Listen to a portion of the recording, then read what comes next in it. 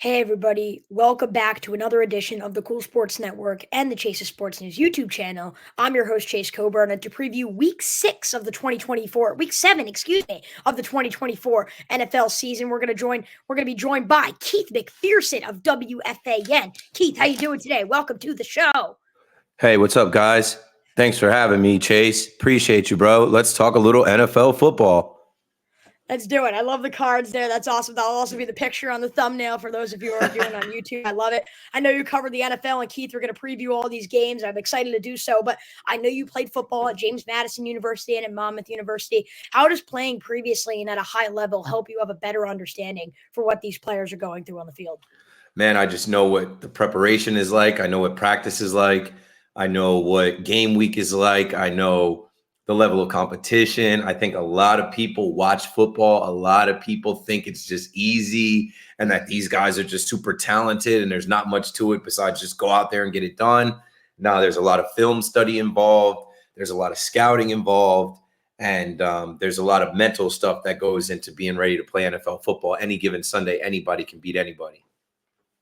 They really can. We've seen that this year. It's been a pretty crazy season so far. We're about exactly one third of our way, actually, through the season. We're going to preview week 7. This is being recorded before the Thursday night game, but it will be posted after. We're going to pass over Broncos Saints. We're going to go to London. Patriots, Jaguars, both teams 1-5. Drake May's second start against Lawrence and the Jags. What are you thinking? Yeah, I think the Jaguars have a little bit of an edge. Shad Khan and those guys, they're almost like the London team. They go out there every year. They were there last week. They got out there early. So now with them being out there for 2 weeks, I think they've got a little bit of a leg up. And I think they're going to be desperate for a win. Doug Peterson is literally fighting for his job. This is a team that they should beat, a peer-tier team literally with the same record. I got to go with the Jags in Wembley Stadium to find a way to beat the Patriots and, Drake May in his second start. Yeah, I agree. I think the Jaguars, obviously they're 1-5, so they haven't had a good season, but outside of that game last week, they haven't been like too much out of games. Like they've been somewhat competitive. I think they find a way to win this one. The Patriots haven't shown me much personally. Their only win comes against the Bengals, but I feel like they can never really get it together in week 1. You mentioned Doug Peterson, right? He's like, let's make a culture change. That culture change could start with him if they're 1-6. So I think a lot's on the line in this matchup. You mentioned the home field, it feels like with Jacksonville. I agree with all the points you made there. I'm going to go with the Jaguars. A weird matchup. 3-3 Seahawks. They've lost 3 straight, but they're going against a really, really hot Atlanta team right now. They host, and they're 3-point favorites over Seattle. Yeah, I like Atlanta. I like the way they're trending. I like them in their building. I think that Seattle started off the year hot, but they didn't really play anybody. And now they're kind of leveling out. I think the Falcons understand where they are with a chance to go 5-2. I think the Falcons end up winning this game. I really like their offense this year with Kirk Cousins. Yeah, I stand corrected on Atlanta. When they added Kirk Cousins, I wasn't so sure if that move was going to help. I wasn't sure if this team was really going to take that next step. They have. And the crazy part is I don't think Bijan Robinson's been – he's had a good season, but not a great season to the terms that we were thinking of when we think of Bijan Robinson. Kyle Pitts hasn't even played incredibly. Like, this team, I feel like, isn't the best it could be, and it's still 4-2. They're really ringing right now. Kirk Cousins is playing spectacular football. And, yeah, I like Mike McDonald. I'm a Ravens fan, so I respect all the things he does over there in Seattle. But – yeah, I cannot get on the Seattle Seahawks trade after that 3-0 start and have lost 3 straight. I'm going to go with Atlanta. I'm also going to pick Buffalo here over the Tennessee Titans. Huge addition of Amari Cooper. They host this game. They are 9-point favorites in this matchup, but I'm picking Buffalo without a shadow of a doubt. Yeah, let's go Buffalo. Nobody circles the wagons like the Buffalo Bills. They go and add Amari Cooper.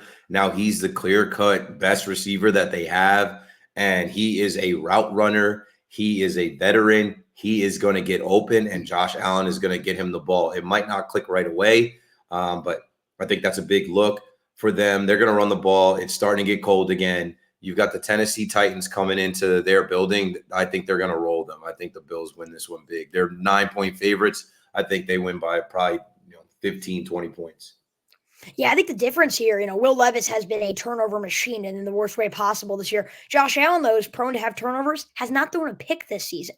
He's done a very good job at managing this Bills offense now with Amari Cooper. I'm going Buffalo. Cincinnati heads to Cleveland. The Bengals are 2-4, but they have been starting to look better. I feel like they can't play the best game, though, on all three phases, all at the same time when it comes to offense, defense, and special teams. Can they do it here? They head to Cleveland. But remember, Joe Burrow is 1-5 in his career against the Browns. The battle for Ohio legend Joe Burrow. He's going to go get one. The Browns, I mean, we all know what the story is with the Browns. It's Deshaun Watson, and that's not working. And that contract was ridiculous when they made it, and it looks even more ridiculous now. Is Nick Chubb going to be active for this game? Not quite sure, honestly. I think there's some rumors that Nick Chubb could be ready to go, and we won't know maybe until tomorrow. That could be a factor. Yeah, Nick Chubb just posted a letter 5 hours ago to fans in Cleveland saying he's got unfinished business. They're going to run the football because why keep dropping Deshaun Watson back? He's not efficient at all. Right. That's the only thing. Like if Nick Chubb is Nick Chubb, then they can control the clock and run the ball. And this guy I think is going to be very motivated. But still, I expect Joe Burrow and that offense to go in there and be much more effective and efficient than the Browns and score enough points to win. Yeah, because of the record, it's kind of been underrated. He's kind of been underrated this season, but statistically, I don't think there's been a quarterback in the NFL that has been better than Joe Burrow this year, just the way that he has worked with this offense. Jamar Chase has had a stellar season. I can't see the Bengals 2-5. That team is just too talented as a whole with one of the best QBs in the league to really fall out of the race like that. And yes, Deshaun Watson has been nothing short of a disappointment thus far for Cleveland. So I know the history between Burrow and the Browns, but I cannot pick the Browns to win this game, even though they are at home in this divisional clash. But you mentioned anyone could beat anyone in the NFL in a division game on the road. This is definitely not a guaranteed win for Cincinnati. Anything could happen in the National Football League. You mentioned Deshaun Watson. He used to play for the Texans. I think they're in a much better spot now. They're 5-1. However, they head to Green Bay and Jordan Love, who's second in the NFL in touchdowns this year, despite missing 2 games. What a season he's had. They're 2.5-point favorites over the Houston Texans. This was my Super Bowl pick, and wow. I picked it, and then Jordan Love obviously went down last play in Brazil. I'm taking the Packers here. I think they just play really good at home, and I think they're going to run the ball and control the clock, and I trust their coaching. The Texans are a good team. They play better in their dome, in their building. Again, it's getting a little cold. It's going to be like 50-some degrees. I think they're going to go into Lambeau, and they're not going to have Nico Collins, and I'm taking the Packers here. I think the Packers are just going to get it done. They've been getting it done now with Jordan Love coming back, and they know they got to win these games, and this is a crucial game against a good team that would go so far for their team morale and for people believing in them again. Yeah, the Texans were the team that I had getting the 1 seed this year. And yes, they're 5-1, but they haven't looked like a great 5-1 to me either. And I think without Nico Collins, it just takes away a whole other element of this offense that could have been working. I think Jordan Love's been spectacular in Green Bay. And I trust what he's doing with the Packers. You mentioned the temperature. I think that's a key thing. The home field advantage is huge for the Packers. I'm looking at Jaden Reed. He has been fantastic so far for the Packers. I think he has another great game. I think he's the best receiver considering all the offensive playmakers. I think he's the best one in this game. And I think the Packers beat the Texans in what could possibly be the game of the week. We'll mention some later, though, one of which is also the Lions and the Vikings. What a great start it has been for Minnesota. They're 5-0. Detroit, they're 4-1, but no more Aiden Hutchinson. They're 2-point underdogs on the road in Minnesota. I think it's time. I think it's time for the Vikings to take their first loss. I think the Lions are going to rally around the loss of Aiden Hutchinson. I think they're coming off a huge win, absolutely embarrassing Jerry Jones on his birthday in AT&T Stadium. I think they take that momentum and they roll into that beautiful building in Minnesota and find a way to come out of there with a win. Now, I know Brian Flores' defense has been great. I know Sam Darnold has been an MVP candidate, but I think here is where we see the Lions, who won that division and own that division, we see them knock off the Vikings and hand them their first loss. Yeah, I agree with you. The Lions have been a good team. I've said now for a while that I think top to bottom, talent-wise, They're the most well-constructed team in the National Football League. Jamison Williams has taken that leap. We're wondering, can he make it out of Alabama? He's shown signs of it the past few years. He's finally made that leap. Sam Darnold did not look good in that Week 5 matchup, but I don't think a lot of people are talking about that. I think that's a little concerning. I find it hard to believe Minnesota keeps this up. So I agree with you. I'm going to go with Detroit. Terrible, though, that they miss Aiden Hutchinson. I think he was on pace to win Defensive Player of the Year with the way he was playing at that time. Another interesting matchup, a game that could have been much better if both quarterbacks stayed healthy, is Miami and Indianapolis. Miami will still be running with Tyler Huntley. However, when you look at the Colts, no more Joe Flacco. Despite the recent success with Flacco, they will be riding with Anthony Richardson. Does that change your pick at all on this one? Yeah, I don't have faith in Anthony Richardson. He doesn't have enough experience. I know he's a freak athlete, and people look at him as like another like version of Cam Newton. Cam Newton had a lot more experience. I think this is a spot where the Dolphins can win. I think this is a spot where the Dolphins can, go in and now they have more experience with, Tyler Snoop Huntley. And if they game plan right in that dome, in that building, using their speed, I think that they can have some big plays to potentially win this game. I just don't have faith in the Colts. I think they're a 500 team all the way through this season. I think they have some issues with Joe Flacco being a veteran and having a world of experience, and then Anthony Richardson being a second-year player who barely played as a rookie, not having enough experience. Like, you got two quarterbacks, you don't have one, even though you need to. I think the Dolphins will be better served this year or this week with Huntley under center, having another week to prepare, and them playing on the turf in Lucas Oil Stadium. I don't agree with the decision to bench Flacco. And I get there's a point where the Colts are going to be saying, like, look, we drafted this guy Richardson, number 4 overall. We've seen the Josh Allen comparisons. Like, clearly he has the talent, but I feel like he hits his deep balls better than he does the short passes. Like, he's just such an inconsistent player. You never know what you're going to expect out of him.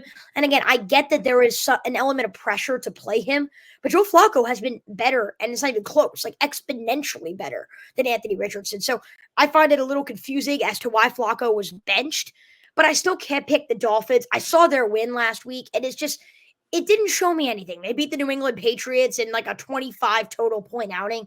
That just didn't impress me at all. And as a Ravens fan, I just don't think Tyler Huntley elevates his play when he really needs to in matchups. I think we've seen that this year. So I'm going to go with Indianapolis, but I really think it's a game of which quarterback makes more mistakes, and whichever team's quarterback does, that's the team who's going to lose, because both of these quarterbacks can easily lose their team the game at any time.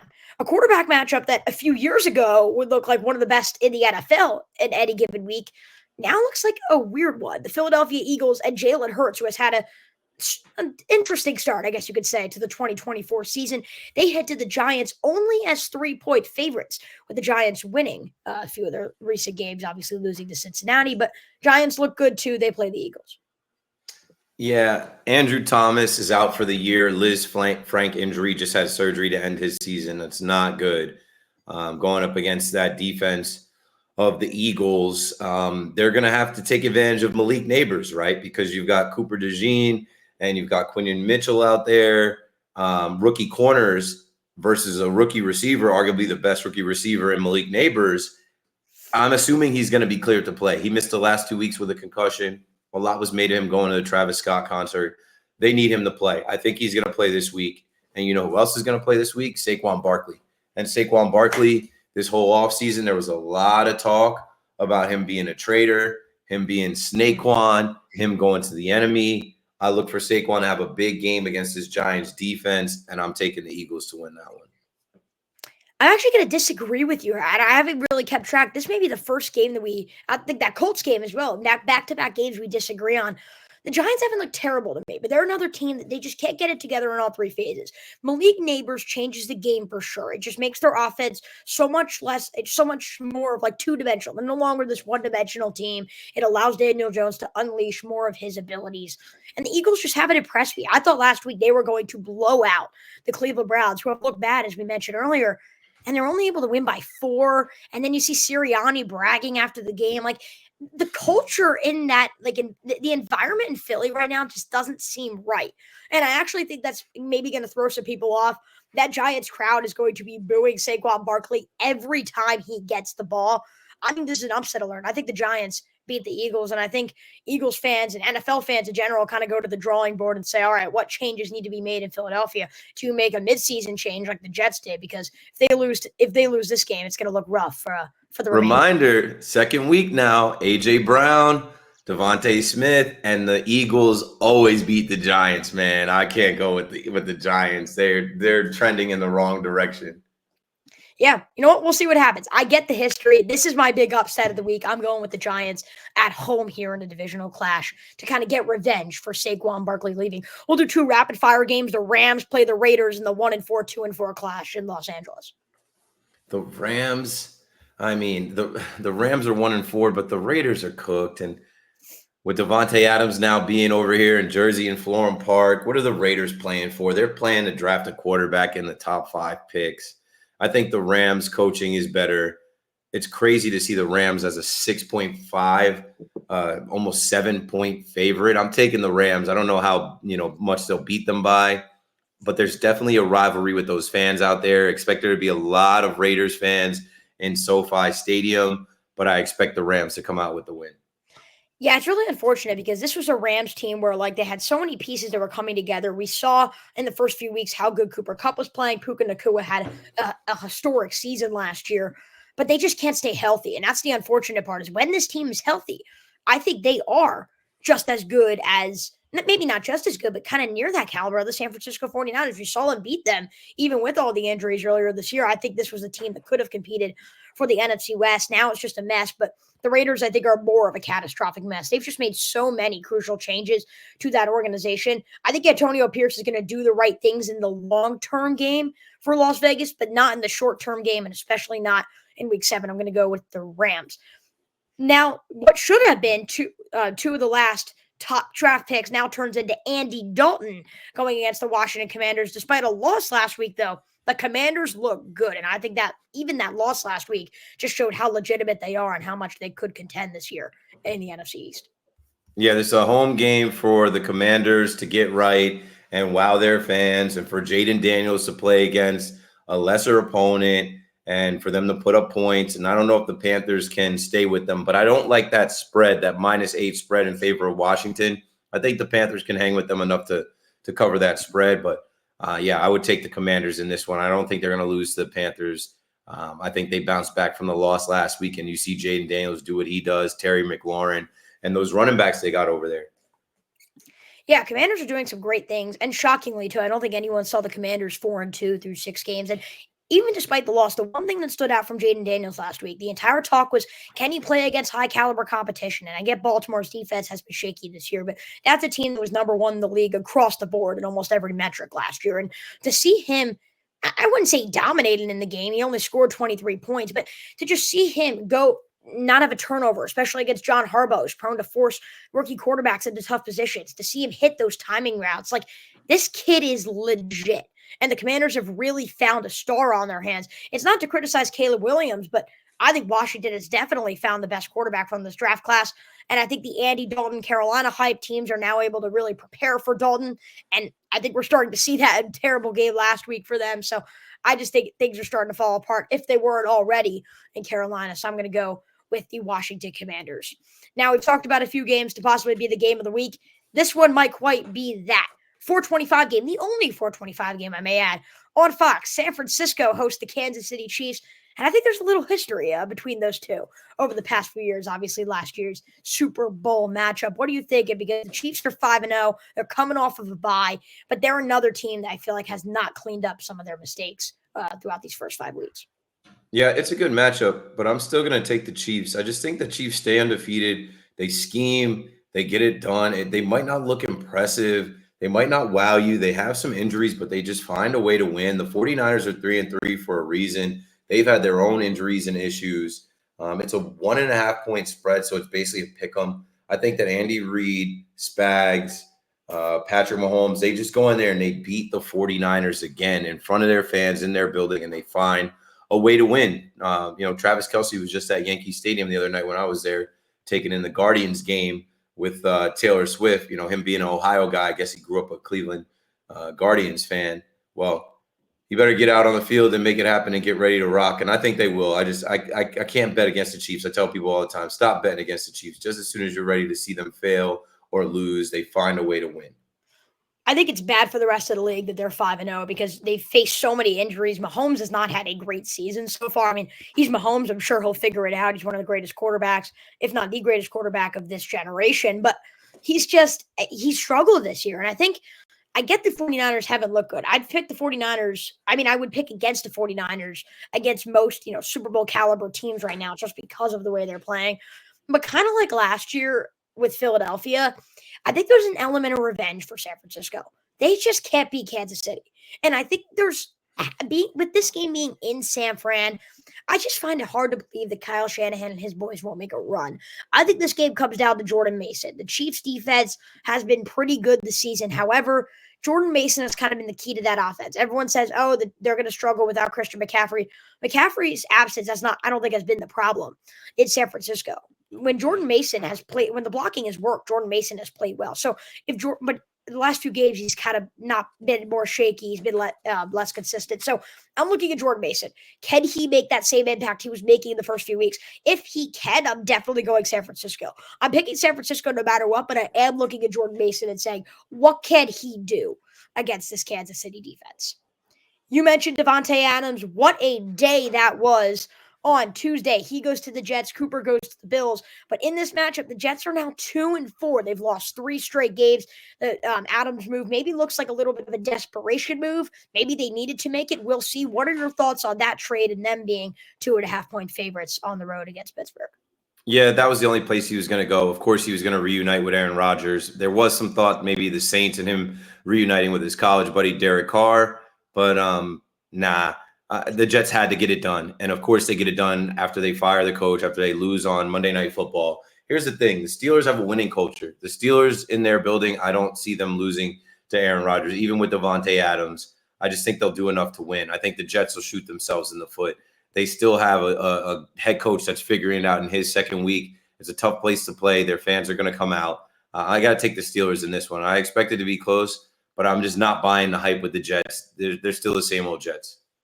Yeah, I've been trying to tell people. I know many people who are Jets fans, and what I tell them is the Jets are going to jet. There's a reason why the nickname is Just End the Season. There are some franchises in sports that just can't figure it out, and I hate to say this to Jets fans, but the Jets are one of those franchises. And you made the comment about shooting themselves in the foot. That's exactly what they've done. 11 penalties last week. I mean, there's no reason why the Jets should not have won that game on Monday Night Football, but yet they lost. And you saw Breece Hall play well. It's like everything we've been looking for from New York, it happened, and yet they still couldn't find a way to win. I don't trust Aaron Rodgers in this offense. I don't think either move of firing Robert Saleh or trading for Davante Adams really makes me change my mind about them at all. So I'm going to go with the Steelers. I don't even trust Pittsburgh that much, but I think New York loses this one. Now, I got to ask you, right, as someone who covers, obviously you cover New York. Those are some of your main teams that you do cover.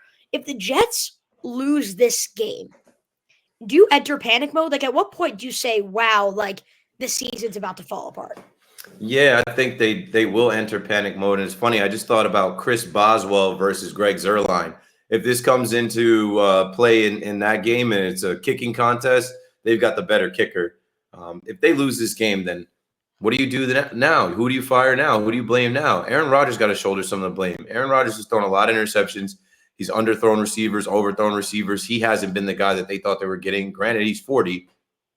He's got to be better. So if they go 2-5 in a year where people were talking about them having a top 10 roster, maybe being a Super Bowl team, yeah, it's panic time. But they all know it. And I think there will be a level of urgency. But urgency is only so good until you get on the field against another team that also has urgency, right? Like, I don't know. I still think the Steelers find a way to beat them because Tomlin is a good coach, and he's going to tell them, hey, look, they went and got one of the best receivers in the game. They got a Hall of Fame quarterback. These guys are coming, and I think they'll be prepared for that. Yeah, as a Ravens fan, I hate to say it, but Mike Tomlin just does such a good job at leading his football team. He's going against a head coach who's in his second game as a head coach with New York. I think the coaching comes into a factor. I just think many things favor the Steelers. They're at home. We're going to go Pittsburgh. 2 Monday night games this week. I told you I'm a Ravens fan. They have been looking great as of late. 3 straight weeks where a Raven has won the AFC Offensive Player of the Week. Derrick Henry twice, Lamar Jackson once. What a backfield that is. Backfield that is. However, Tampa Bay has also looked really good, and Baltimore has another tough road matchup as they face the Buccaneers and Baker Mayfield, who has also looked like a great quarterback. Ravens all the way, man. Derrick Henry, he's the change. He's the difference. It took them a little while to realize they had Derrick Henry, but keep feeding him, keep him healthy. But him, Lamar, and then, wherever they can get the ball, Mark Andrews in the end zone, Isaiah Likely, like wherever they can get the ball to these receivers, Zay Flowers, make those plays. But they're going to run the ball on the Buccaneers, and I think that they're going to have control of this game, win this game. Yeah, the Ravens, I think the one thing they've shown is how many offensive playmakers they have. Rashad Bateman has emerged this year. And you mentioned Henry. Like, the thing with Henry is he doesn't need to have this dominant start. It's just he's so big and so fast that he wears the defenses down eventually. I've looked at the first half stats versus the second half stats for Henry, and it's basically uncomparable this season when he has been in Baltimore. I think the Ravens a lot of times like to use him early, and then they kind of stop, and then they start to really go with him in the second half. I think this game is close at halftime. I think Baltimore ends up pulling away, and they go to 5-2. And if you're 5-2 with these quality wins, I think you really start to put Baltimore in the question of really that elite Super Bowl tier like they were in last year as the AFC regular season champions. One final game to preview: the Los Angeles Chargers head to Arizona on the 9:00 Monday night game on ESPN+. Ooh, this is a game that, like, I think if Kyler Murray and the Cardinals make some plays, they could win. But nah, I just think the Chargers are a better coach team, and they'll find a way to go in there and scheme and win the game. And I expect Harbaugh to get another win on national television. Hopefully he's all good with the complications he had last week. Yeah, we hope so as well. Both Harbaughs on national TV, just realizing that now looking at these matchups. But yeah, I feel like the Chargers are 3-2. I think they're going to be 4-2 after this. Cardinals have just been way too inconsistent on both sides of the ball. But watch out for the Chargers. J.K. Dobbins has shown the signs of being able to run the football effectively. If I'm the Chargers fan, I'd like to see that happen again this week. Justin Herbert's been dealing with some injuries. If the Chargers can kind of get out of this stretch and be 4-2 and 5-2 without playing great football, they are a team to look out for. I don't know if they should chase. I don't know if they can chase Kansas City for the division title, but at least be a team that could be put in that borderline Super Bowl caliber. And I'm excited to see what this Chargers team has to offer throughout the season. But yeah, I do have them beating the Arizona Cardinals in this matchup. What a slate of games we have this week. A ton of great matchups, and I'm excited to watch. Keith McPherson, thanks for coming on to preview those. We do appreciate it. Chase, you're the man. Good luck with everything. Continue working hard. Thanks for reaching out. Thanks for having me. Tag me. I'll share this stuff, and good luck to you, brother. Thank you so much. We appreciate it. We hope you have a great week watching all this football. And if you want to check out any of Keith's content, again, be sure to check it out in the description. All the links will be there. Thank you so much, Keith, for coming on. And yeah, you heard it here first. It'll be on his social media, so be sure to check all of his stuff out as well. There he is, Keith McPherson. Thank you so much for coming on alongside Keith of WFAN. I'm your host, Chase Coburn. We'll see you next time right here from Chase's Sports News. Take care.